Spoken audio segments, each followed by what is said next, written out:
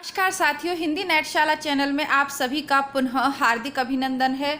हम पढ़ रहे हैं हिंदी साहित्य की बेस्ट प्रैक्टिस बुक और इसके अंतर्गत आधुनिक काल में नाटक एवं एकांकी गद्य विधा के अंतर्गत हम पढ़ रहे हैं प्रश्न नंबर 201। किसने कहा तुम पशु हो, तुम पशु हो, तुम पशु हो। तो यह जो कथन है ये व्यास का है। छत्तीसगढ़ असिस्टेंट प्रोफेसर के सिलेबस में अंधा युग लगा हुआ है नाटक। असिस्टेंट प्रोफेसर के अलावा यह नेट परीक्षा में, साथ ही साथ इससे आपकी पीजीटी और आप किसी भी राज्य से असिस्टेंट प्रोफेसर परीक्षा दे रहे हो, अंधा युग नाटक अधिकतर परीक्षाओं के सिलेबस में है। तो प्रश्न पूछे जाते रहते हैं। नाटक के संवादों से पूछा जाता है कि ये संवाद किस पात्र का है, तो ये व्यास जी का संवाद है। और अंधा युग ये एक गीति नाट्य है। किसका? धर्मवीर भारती का। हिंदी बुकशाला चैनल पर हम अंधा युग नाटक पढ़ चुके हैं। डिस्क्रिप्शन बॉक्स में मैं इसका लिंक डाल दूंगी। आगे देखते हैं। किसका अभिमान टूटा? मैंने कहा था कि कभी मुझे बाहें मत दो, फिर भी मैं घेरे रहूंगा तुम्हें। मुझको मत नयन दो, फिर भी देखता रहूंगा। मुझको मत पद दो, लेकिन तुम तक मैं पहुंच कर रहूंगा। प्रभु, आज वह सारा अभिमान मेरा टूट गया। तो यह कथन है संजय का। तो कौन से पात्र ने कौन सा कथन कहा है, यह आपको नाटक पढ़ते समय ध्यान रखना पड़ेगा। अश्वत्थामा छद्मवेश धारण कर क्या देखने गया था? अंधा युग नाटक से ही 4-5 प्रश्न, अंधा युग नाटक से कम आपके 4-5 प्रश्न लगातार इसमें पूछे हुए हैं। अश्वत्थामा छद्म वेश धारण करके क्या देखने गया? कृतवर्मा और बलराम का युद्ध, विदुर और याचक का युद्ध, एक पूरा आदमी, अथवा दुर्योधन और भीम का युद्ध। तो ऑप्शन नंबर बी सही है। दुर्योधन और भीम का जो युद्ध हो रहा था उसे छुप कर देखता है, छद्म वेश धारण करके देखता है। कौन? अश्वत्थामा। अगर आपके सिलेबस में अंधा युग निर्धारित नहीं है तो भी नाटक की विकास यात्रा के अंतर्गत आधुनिक नाटकों में धर्मवीर भारती का अंधा युग, प्रसाद के कुछ नाटक, मोहन राकेश के तीनों नाटक ये फेमस हैं। इनके अलावा जो आपके सिलेबस में निर्धारित है वो आप पढ़िए, लेकिन अच्छे परिणाम के लिए ये कुछ नाटककारों के जो नाटक हैं जहाँ से प्रश्न बनते ही बनते हैं उनको ज़रूर देखिएगा। हिंदी बुकशाला जो हमारा दूसरा चैनल है इसी का भाग है, मैंने वहाँ करवा दिए वो विषय सामग्री जहाँ से सर्वाधिक प्रश्न पूछे जाते हैं। वो किताबें मैं आपको लगभग सभी पढ़ा चुकी हूँ, और जो शेष हैं वो भी हम डेली पढ़ ही रहे हैं। बस करना आपको ये कि दोनों चैनल्स पर आप नियमित वीडियोज़ को देखते रहें। अब आपका प्रश्न है, सावित्री अपने लिए कैसा आदमी चाहती थी? सीधा सा आपका प्रश्न बनता है मोहन राकेश के आधे अधूरे से। मोहन राकेश का आधे अधूरे होगा सिलेबस में लहरों के राजहंस या आषाढ़ का एक दिन। 3 नाटक है, तीनों में से एक ना एक आपके सिलेबस में जरूर रहेगा। तो सावित्री अपने लिए एक पूरा आदमी चाहती थी। आधे अधूरे नाटक का पात्र है सावित्री, प्रमुख स्त्री पात्र है, ये नायिका कह सकते हैं आप इसे। तो वो एक निडर, अधूरा या विचारशील आदमी नहीं चाहती थी, वो चाहती थी कि एक पूरा आदमी उसे मिले। जबकि जो उसका जो पति है महेंद्रनाथ, वो अनसुलझा सा व्यक्ति है। तो इस तरीके से ये पूरा नाटक मध्यम वर्गीय समाज के वर्तमान यथार्थ को प्रस्तुत करता हुआ मोहन राकेश ने लिखा है, इसे भी जरूर पढ़िएगा। ये किसका आत्मकथन है? मैं नहीं जानता आप क्या समझ रहे हैं, मैं कौन हूँ और क्या आशा कर रहे हैं, मैं क्या कहने जा रहा हूँ। आप शायद सोचते हो कि इस नाटक में कोई निश्चित इकाई हो, अभिनेता, प्रस्तुतकर्ता, व्यवस्थापक या कुछ और। ये किसका आत्मकथन है? ये जो है पुरुष 4 ऑप्शन, ये जो है ये काले सूट वाला आदमी कहता है। देखिए, जब आप आधे अधूरे नाटक को प्रारंभ करते हैं, अगर आपको पढ़ना हो तो आप कमेंट करिएगा, मैं पुनः इसे आपके लिए बुकशाला पर पढ़ाऊंगी। तो इस नाटक में 4 पुरुष पात्र हैं, तो उसमें से जो काले सूट वाला आदमी है उसका ये कथन है। अंधा युग में दृश्य परिवर्तन के समय कथा गायन की योजना का स्रोत क्या है? भारतीय लोक नाट्य परंपरा, गीति नाट्य है ये। तो हमारे जो छोटे छोटे लोक नाट्य प्रस्तुत किए जाते थे, लोक नाटिकाएँ प्रस्तुत की जाती थी, है ना। अभी भी गांव में अभी भी प्रथा है, किसी विशेष समारोह पर छोटे छोटे नाटिकाओं का मंचन किया जाता है, तो उस परंपरा के अंतर्गत कथा गायन किया जाता था। कथा गायन से क्या होता था कि आगे जो होने वाला है उसकी सूचना कथा गायन के माध्यम से गाकर दी जाती थी।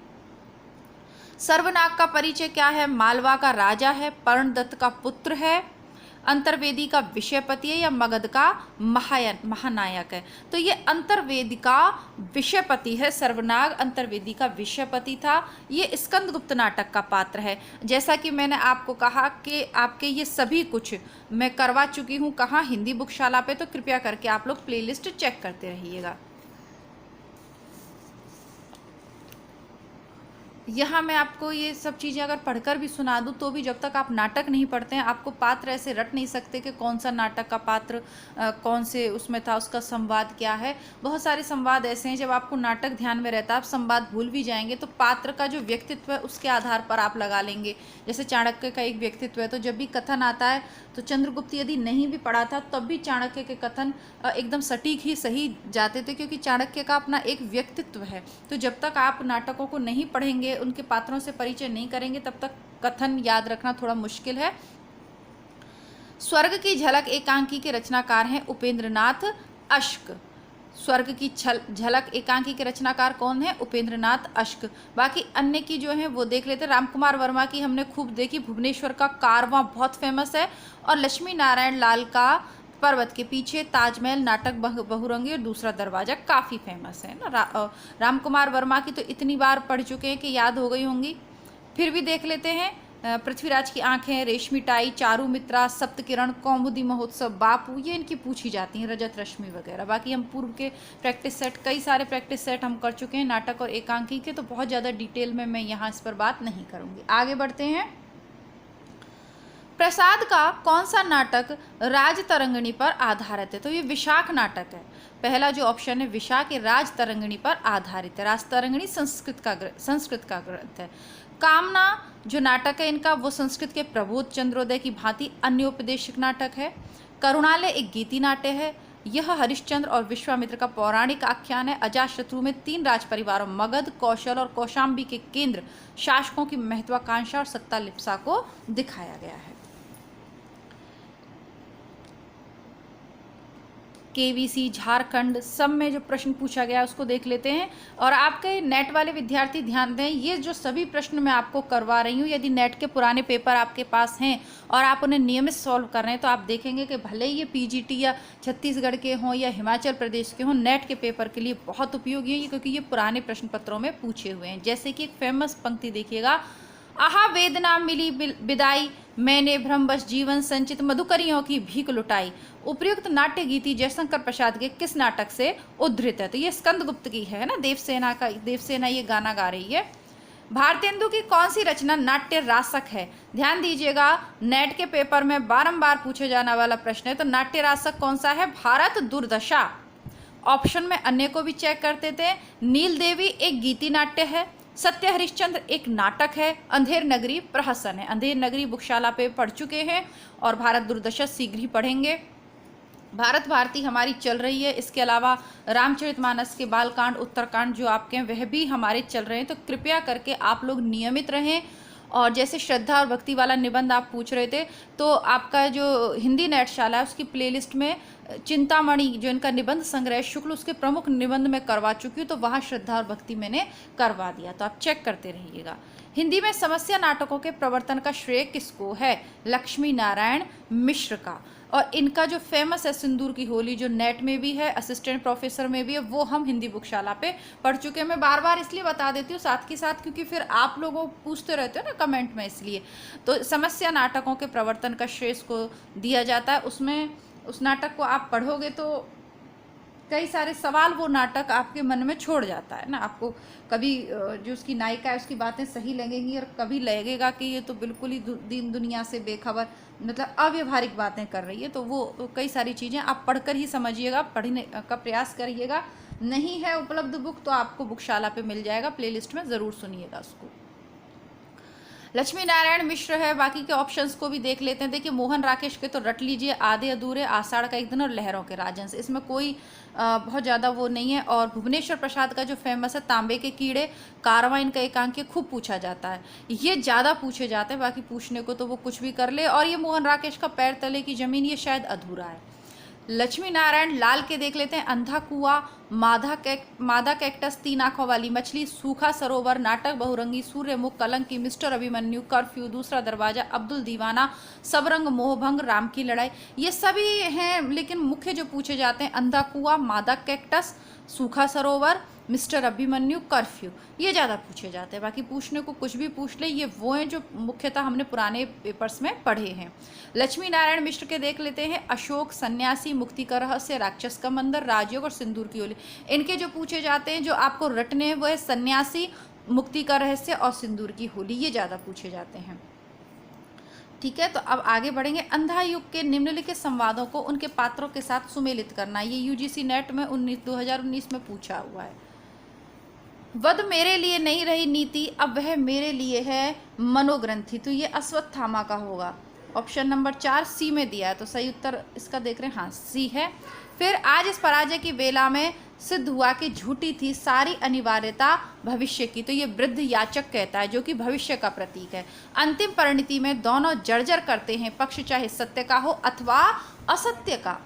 ये है युयुत्सु का कथन। गूंगों के सिवा आज मेरी जय कौन बोलेगा? तो ये कौन कहेगा? ये कहेगा धृतराष्ट्र। सही है, आगे बढ़ते हैं। चलिए आगे प्रश्न देखते हैं। मैंने भावना में एक भावना का वर्ण किया है, मेरे लिए वह संबंध और संबंधों से बड़ा है। मैं वास्तव में अपनी भावना से प्रेम करती हूँ, जो पवित्र है, कोमल है, अनिश्वर है। यह संवाद किस पात्र का किसके प्रति है? तो ये मल्लिका का जो है कथन है अंबिका के प्रति। मल्लिका ये अंबिका को कहती है, और वैसे तो ये मल्लिका का सही उत्तर है। ये मल्लिका का कथन है कालिदास के प्रति, लेकिन किस ये प्रश्न ही एक तरीके से 19 में गलत पूछना चाहिए था। ये संवाद किसने किसके संबोधित करके लिखा है तो होता, लेकिन ये